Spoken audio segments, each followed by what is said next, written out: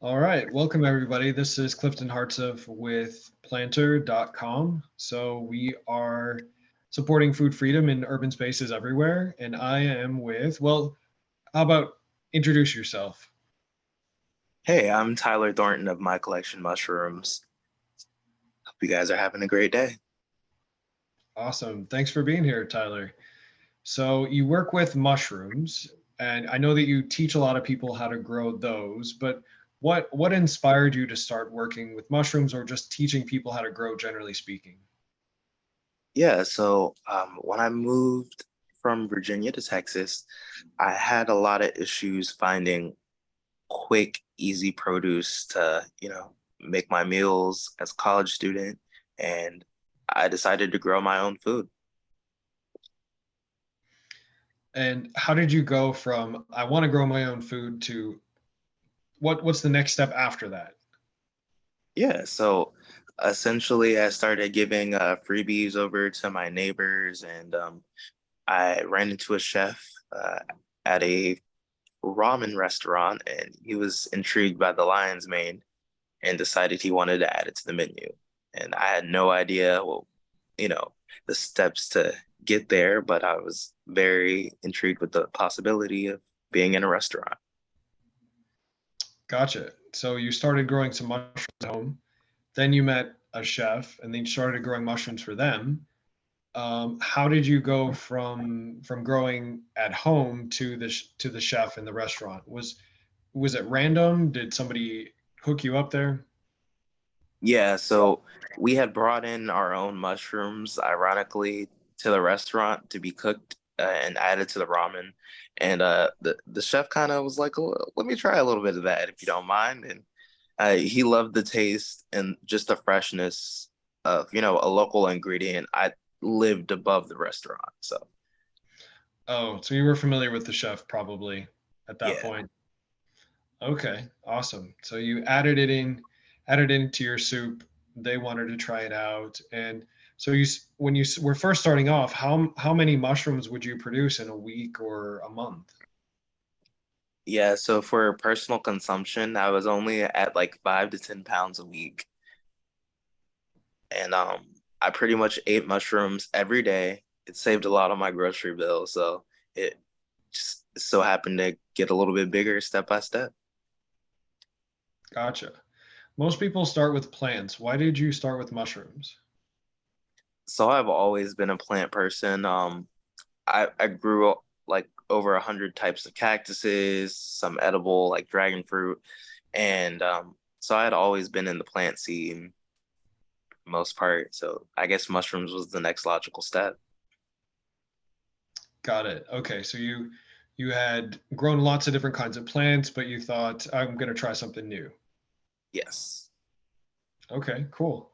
So you were doing it as a hobby, and then you started selling to a restaurant, probably a few restaurants, I would imagine, once you got going.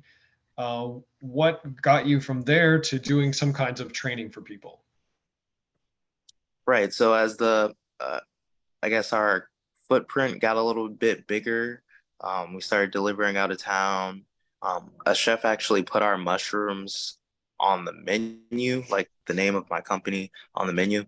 And one day I got a wacky email asking, would I be able to teach someone how to grow mushrooms? And I did a one-on-one.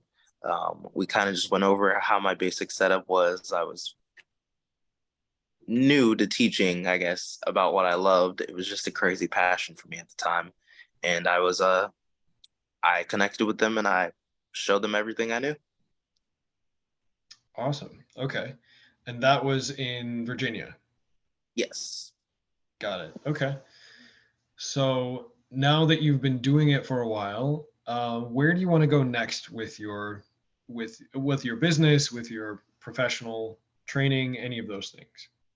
Yeah. So we grow mushrooms, microgreens, and spirulina, and I kind of want to go to more the educator status instead of providing foods to farmers markets and restaurants, and kind of just get the whole world going about the DIY setup for, at home food cultivation as the grocery store prices rise and, you know, food sustainability.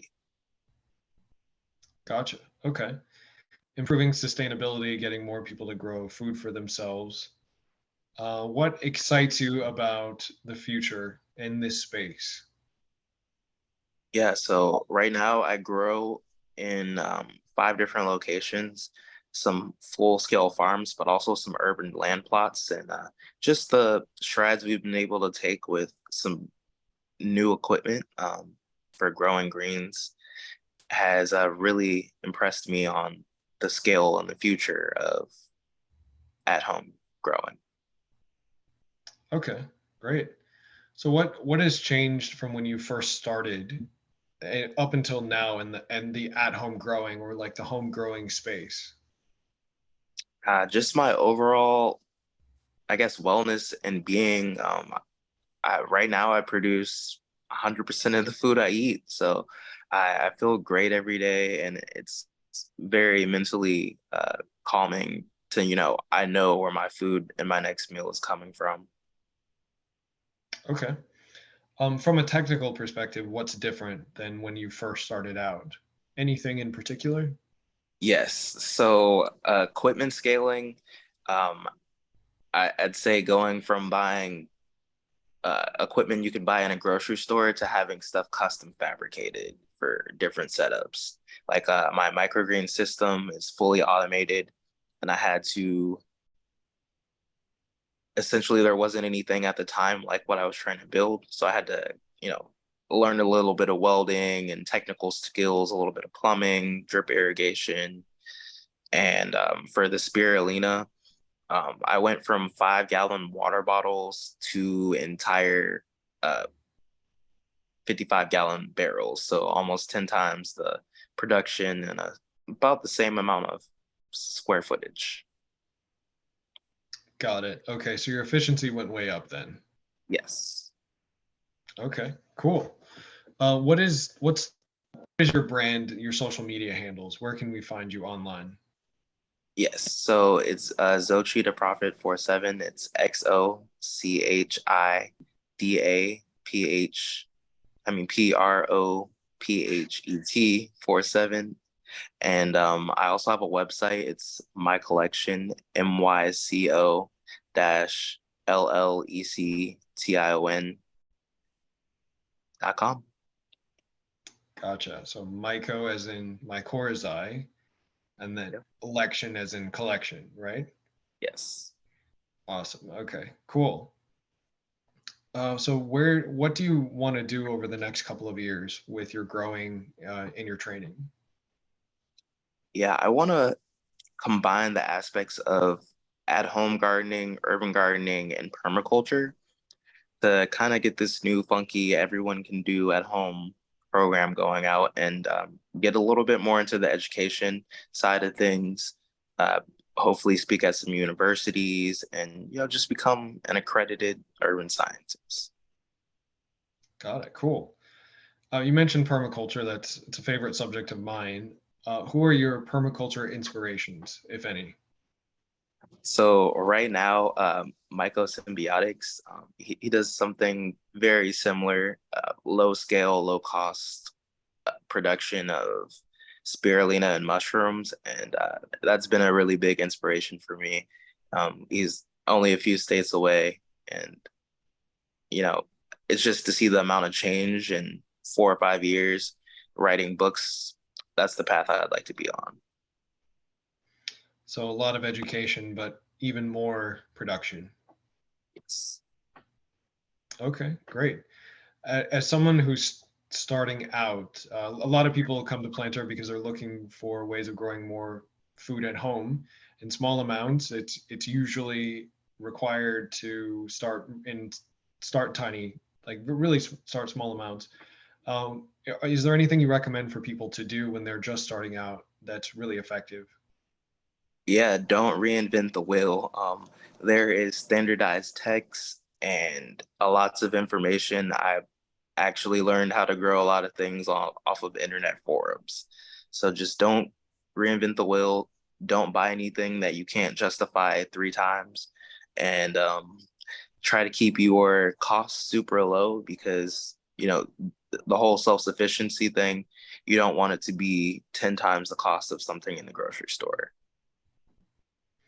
Definitely. Yeah, there's no efficiency there if you're spending large amounts of money on something you can easily buy locally or even just in a general grocery store. Any other tips or tricks for people starting off growing their own food? So when you pick the location for your space, you don't have to just worry about things like light and airflow, but you also want to look at the cleanliness of the space. So, for instance, starting out in a garage per se, well, you want to use a space that's uninhabited by other items. So I'd try to make a whole clean room dedicated to food growth if I were to start over again. Gotcha. Okay. So even going so far as to constructing a clean room of sorts to make sure everything is as clean as possible. Yeah, like when we first started, we used to put the little nurse scrubs over our shoes before we walked into the space where we grew our food, just because foodborne illness, at the home growth scale, you would never want to make your space not efficient. Gotcha. Okay.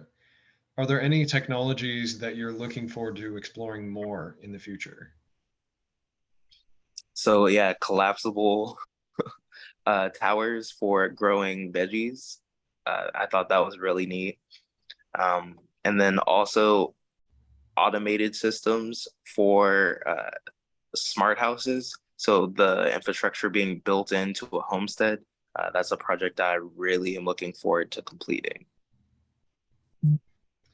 So it sounds like it's a growing system that's part of the home itself.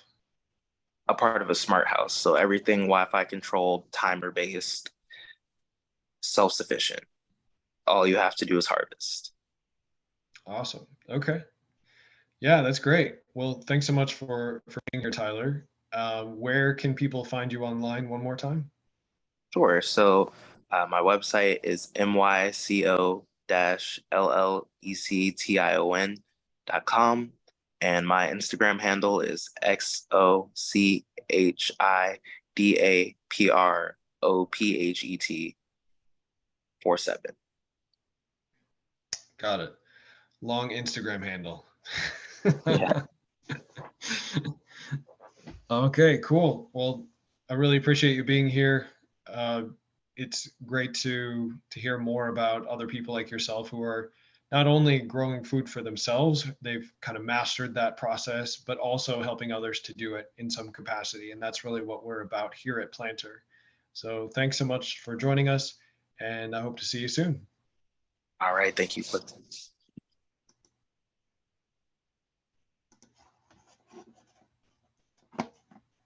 How do I stop my? Let's see. Okay, stop. There you go.